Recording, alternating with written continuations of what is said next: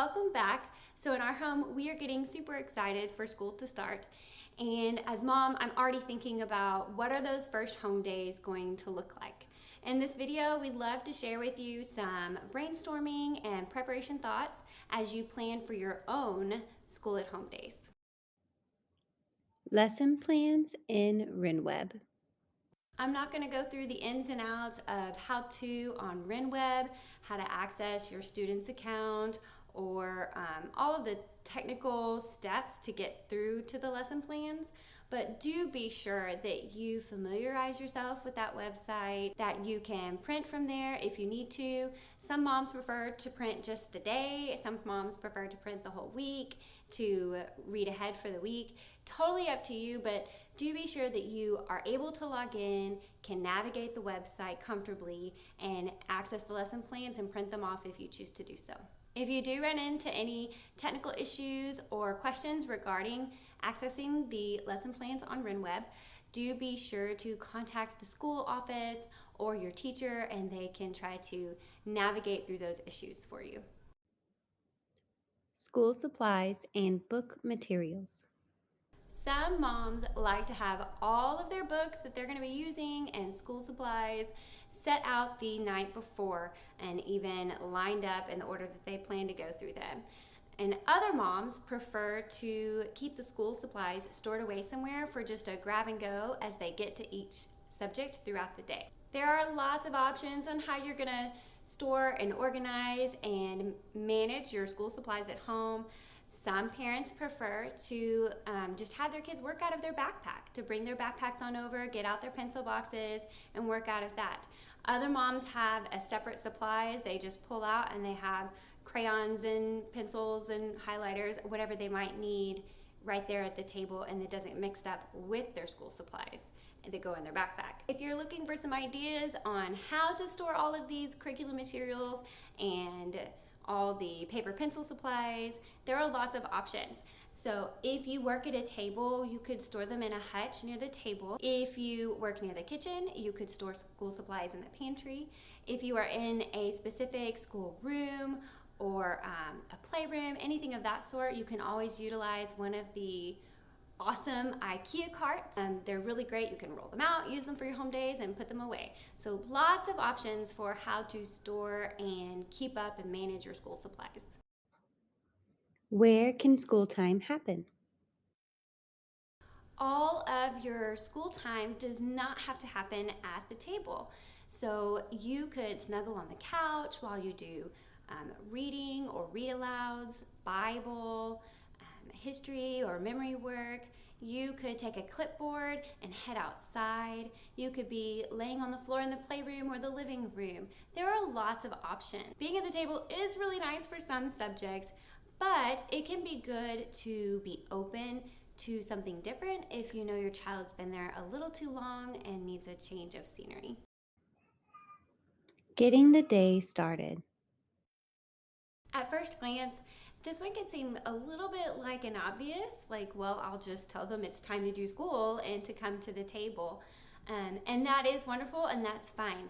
If you're looking for maybe establishing a little bit more of a routine or cues that you're about to start school time, some ideas are to start playing low music in the background, maybe set a get ready timer, which is kind of like giving them a heads up, like, hey, we're about to start school.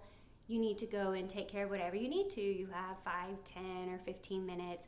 And for my little guys, that would be get your drink of water, finish what you're playing, go to the potty, all of those things, so that you have less interruptions when you actually do sit down to do school. You could also give your students a rundown of the agenda, what you're going to be doing that day or be accomplishing. Sometimes that's helpful to do at breakfast so that your students have a heads up and they're aware that, oh, okay, we're going to be doing something a little different today. If you have older students that don't really need as much oversight for one-on-one time at the table like you do those younger grades, then you can start the day by reading through the lesson plans together. And this is obviously not something you would need to do every time throughout the year, but just to get the ball rolling on these first few school at home days. maybe read through the lesson plans together, then release them on their own to see what they can get done.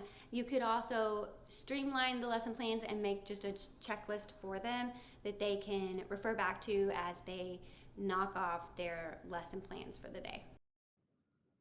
What about siblings? For multiple students, you might try a couple different approaches, such as starting school time all together with Bible, prayer, and any other morning time activities that can happen with everyone, pairing up older students to help teach younger students, or alternating one on one time if needed for certain subjects. For little ones, it can be good to have some backup plans for those busy little hands when your attention is needed for school time. Some ideas to consider are a toy bin that only gets pulled out during school time, toddler or preschool busy bags, or even planning for the bulk of your school time to happen during afternoon nap time versus the morning. Meals and chores. Keep it simple. Whether you have 5 students doing school at home at one time or even just one student, I would definitely recommend to keep it simple. Plan some easy meals like crock pot meals, a casserole that maybe was prepared, a frozen casserole that maybe prepared in advance, or even takeout, just so that you as mom don't have that extra stress at the end of the day. Same for house chores. Try to keep it at a minimum, try to keep it simple.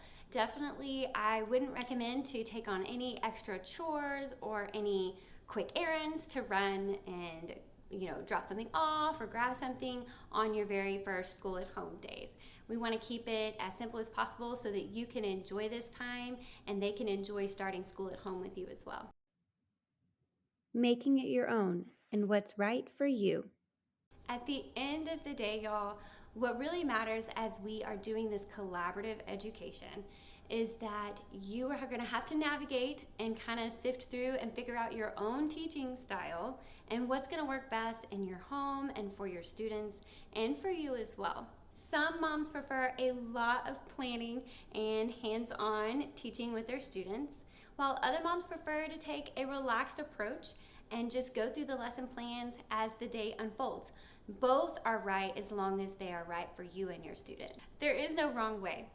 As cliche as it sounds, you really do just have to strive to be the best you. And that's the way to approach it, rather than trying to make your home day look like somebody else's home day. It is about you having this time at home with your students to learn and grow alongside them. Charlotte Mason said, education is an atmosphere, a discipline, a life. Let's talk about education as an atmosphere for just a moment. According to Ambleside Online, education is an atmosphere doesn't mean that we should create an artificial environment for children, but that we use the opportunities in the environment he already lives in to educate him. So, what is the atmosphere of our homes going to look like? Is our way of life, our day in and day out, one which fosters curiosity and wonder? What do we desire our children to learn outside of just textbook material? As you prepare for your first school at home days for this new school year, remember that the end goal is long term and not to fret when there are bumpy starts or uphill days. As much as we all look to picture perfect social media examples for inspiration, we have already been supplying our children with everything they need from infancy, just as God has already supplied us with the tools necessary for life and godliness. As GDA moms, let us also spur one another on in fostering a school at home atmosphere that wonders at truth, goodness, and beauty and leads to wisdom and a proper ordering of loves. So in the description below the video, we've included a link to a handout that you can print and use. There's questions to ask yourself as you prepare for the first week of school and those first home days. And it also has additional questions if you are having to consider older students or multiple students. And you can use it, print and use it, or ignore it and throw it out. Totally up to you, no hard feelings. We have a challenge for all of our GDA mamas and teachers. Please post in the comments below the videos. Let's get the conversation started and please share one of the following. Your best advice from moms on starting school at home days. If you're a veteran mom, something that you love that works for you in your home days when starting the year. Or an answer from the first school at home day brainstorming questions handout. We're so looking forward to seeing you all as we get back on campus. Everyone, have a wonderful first week, and thanks for watching. This video was created in collaboration with Stephanie Seltzer. Stephanie is a GDA mom with 8 children and a degree in theology.